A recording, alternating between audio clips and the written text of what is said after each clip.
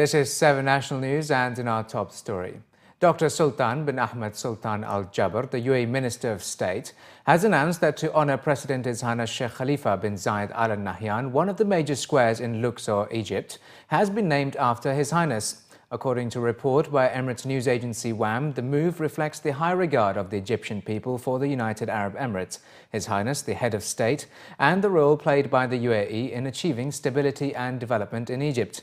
Major General Tariq Saad ad-Din, the governor of Luxor province, said that one of the largest squares in Luxor has now been named after Sheikh Khalifa due to large popular demand in recognition of the historical stance of the UAE in support of Egypt.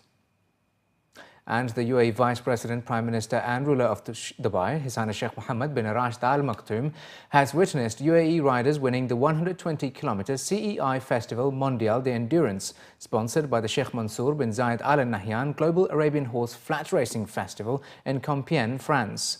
Also in attendance at the event, which saw the participation of 121 riders from 30 countries, including riders from the UAE, Bahrain, Qatar, Oman, France, Germany, Spain and Belgium, was the Dubai Crown Prince, His Highness Sheikh Hamdan bin Mohammed bin Rashid Al Maktoum, completing a 1-2 triumph for the UAE rider Abdullah Ghanim Al Marri on Quran Al Ulm, won the 120-kilometer CEIO 2-star ride, followed by Sheikh Abdullah bin Faisal Al Qasimi on Laysa de Jalima. Beginning today, UAE residents who are preparing to perform Hajj and Umrah in Saudi Arabia are required to give their fingerprints and have an electronic eye scan for visa, according to a circular by the Consulate General of Saudi Arabia. According to local reports, the consulate confirmed that this step is mandatory for people aged between 12 and 70 years of age to avail a visa to perform Hajj. Electronic fingerprints and eye scan service is being offered at the Tashil Center in Wafi Mall in Dubai, as well as its offices in Sharjah and Abu Dhabi from today, with services to be offered in the future in Ajman, Al Quwain and Ras Al Khaimah as well. The circular stated that the whole process should not take more than 2 minutes, and registered Hajj and Umrah operators who are accredited by the consulate have been given login names and passwords to book appointments for their clients. Pilgrims are required to submit the documents to the Hajj operator, who will book an appointment online for the fingerprint and eye scan date, and later apply with the concerned authority in Saudi for their visa. Applicants are required to carry their passports while going for the scan, which will involve a fee of 17 dirhams. The Emirates Identity Authority has announced the redeployment of data on the backside of the Emirates ID cards in preparation for adding new data in the future. This is part of the authority's efforts at widening the scope of the use of the ID cards and activating it as the principal reference for the identification and authentication of individual entities. The authority explains that this amendment would not require any involvement from the customers, nor will they have to replace their ID cards, stating that the amendments on the card involved only minor changes in the fields: the record date of birth, card number, validity, signature and the special note on card loss, and the serial number for the electronic chip. Ida added that the new change leaves some blank spaces on the back side of the card, allowing for the addition of the new data later, and the authority is currently in consultation with its strategic partners to determine what those additional data would be. The new changes are in line with the Strategic Plan 2014-16 of the Emirates ID. Dubai Tram, which will begin operations in November this year, will run for 20 hours every day between 5 a.m. and 1 a.m., according to local reports. The tram will operate at a frequency of 6 minutes during peak hours and 8 to 10 minutes during non-peak hours. According to information provided by the Roads and Transport Authority, the RTA, from Saturday to Thursday, the trams will run every 8 minutes between 5 and 7 a.m., and the frequency will improve by 30 seconds between 7 a.m. to 10 a.m. From 10 a.m. to 8 p.m., the trams will run every 6 minutes, stopping at each station for an average of 30 seconds. Between 8 p.m. and 1 a.m., the frequency will come down to 8 minutes. On Fridays, the headway will be every 10 minutes from 5 a.m. to 1 p.m., every 7.5 minutes from 1 p.m. to 6 p.m., every 6 minutes between 6 p.m. and 8 p.m., every 8 minutes between 8 and 11 p.m., and every 10 minutes between 11 p.m. to 1 a.m. A fleet of 11 trams will operate in Phase 1 of the project that will stretch for 10.6 kilometers from Al Sufur to Dubai Marina, making a round trip in 39 minutes. And in other news, there are many who prefer to find a suitable partner through speed dating. However, the concept has grown to be popular with those seeking a perfect scent for themselves. Perfumers use the concept of speed smelling, held in Dubai for the first time, to impress their potential clients. Four-star perfumers from the International Flavors and Fragrances were given a challenge to create fragrances using their personal styles, together with specific essence inspired from the Arabian perfumery. The concept, which has been taking place in New York and Paris before, aims to provide renowned perfumers a platform to exercise their creativity and present their innovative talent.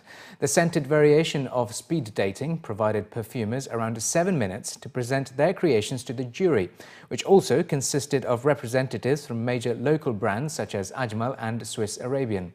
According to the organisers, around 1,500 fragrances were launched in the global market last year, which has generated demand for more innovation and creativity amongst consumers, particularly in the region. The Middle East market has been a very, very fast-growing market. Probably the fastest-growing market in the world right now. But there's nothing unusual about it, as we truly believe this is part of the Middle East culture, history and heritage that people love perfumes. The Middle East market has been growing both through regional brands, I would say, as well as international brands who've been focusing a lot onto the growth and the development of this market. And finally, in the bulletin, Dubai is fast becoming a hub for major sporting events, as some of the big names in martial arts will battle it out this weekend for a place in the GFC Grand Prix later in the year, together with the 1 million dirham prize money. At a press conference, organisers and fighters announced that a total of 10 fights will be taking place this Thursday at the World Trade Center, which will be the biggest fighting championship to be staged in Dubai. The event will be a major crowd puller and consists of 7 super fights, together with the 4-man tournament to win the 1 million dirham cash prize. Dubai will be the host of the first round of the series, due to take place in Turkey, Holland and Morocco. The heavyweight winners from each of the rounds will then take the ring in Australia for the GFC Grand Prix, where the winner stands a chance to walk away with $1 million. According to the organisers, the event should be an entertaining spectacle for MMA enthusiasts and will very much be a family event. GFC at the moment, running this show, is one of the biggest tournament going to happen, I can say, in the world, because we have the best out of the best of the fighters from all different organizations. Number 1 fighters, not number 2. From the hostess, we got Michael Shivalo, Matrik Pitipishvo, and Mr. Michael Buffer, the ring announcer, the man with the voice of the boxing in the history, who announced Muhammad Ali, who announced everybody. He will be here and announce the fight. The super heavyweight 4-man tournament of kickboxing will certainly be the main attraction for the visitors. The 2003 K1 World Grand Prix champion and 39-year-old Peter Graham will take on the 24-year-old Arnold Obertrov, where he promises to use his trademark somersault kick move, the Rolling Thunder. Much of the support and hype will be for the Moroccan-born Badr Hari, who has had a total of 102 wins in his career, who is all set to take on Stefan Lecco in the other semi-final. Fans always expect me to do what they call the Rolling Thunder, the roll kick, somersault kick. You know, who knows? Maybe it's going to happen, maybe not. It's one of those things. If the timing's right and I see it, I'm going to throw it. But just like every other fight I've ever had, you know, I come prepared, always fight hard. I've got a rock hard jaw.